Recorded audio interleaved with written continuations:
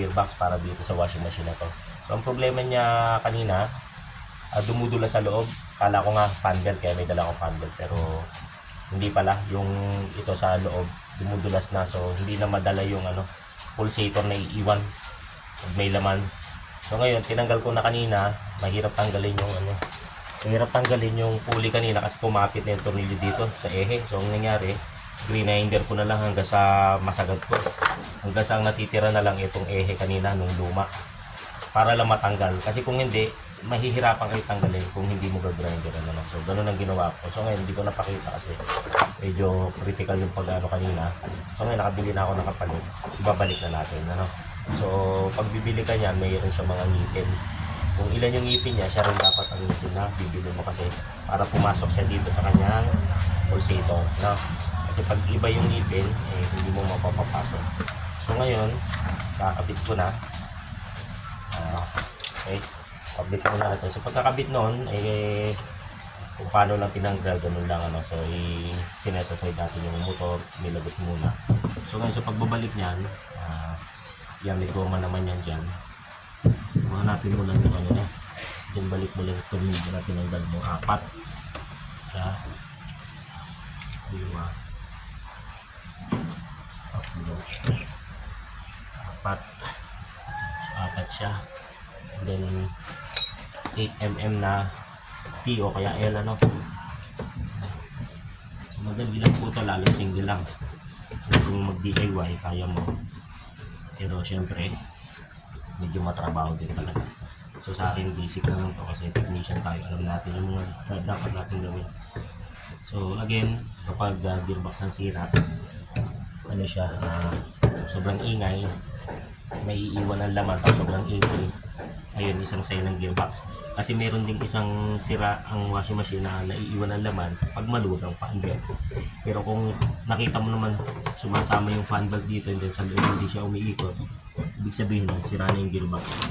Yung mga ngipin sa loob, paros na. Ito, madali lang. So ganun lang po. Naikabit mo, ganun lang, and then babalik na natin yung motor. So ang motor niya ito, so nasa may likod. Okay, lang natin. Pwede na gawin yung ganyan. Gusto mo mag-DIY, tayo mo na. Yung kadali yun ang magpalit. Dito talaga magpapaho. So kailangan ko na tiyaga. So bago natin i-post muna natin habang nagtuturo. And then post muna natin para hindi humaba video. Ito na, last tornilyo na. Tayo na natin, babalik na natin. So kada lang yan. Siyempre may kulay naman yan, hindi naman tayo magkakamali sa pagbalik. So kanina sa pagkalas, vice versa lang nito. Kung hindi ko muna upload kung paano magkalas, vice versa lang. Ngayon ito, ipupunin ko muna na natin mabalik yung wires. So punta naman tayo sa taas. Ito yung kanyang kanina, kanyang washer. Dito Ben, pakita mo. Para hindi tumutukod ang pulsator sa Yan. So ito ay 10 ang ngipin niya. Ayan.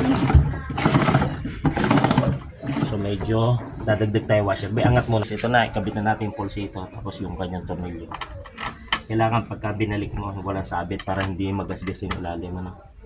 Pagpalagay mo na bumago yung taas, anuhan mo na siya. Dagdagan mo ng washer.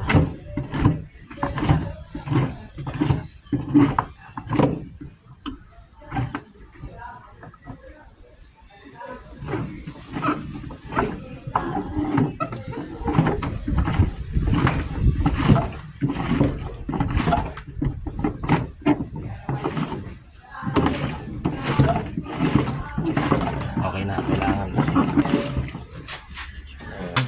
kanyang fan belt. Una natin ikabit sa pulley ng lapit mo para makita.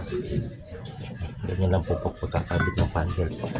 Tapos yan mo lang sa motor. Pagka gumanyan na, medyo ikot mo lang para kumapit. Parang nakakabit ka lang sa fan belt lang ito. Yung kumapit na. So ngayon Testing. So ngayon, makikita mong ano siya, hindi na siya tumitigil kagaya kanina. Reverse siya.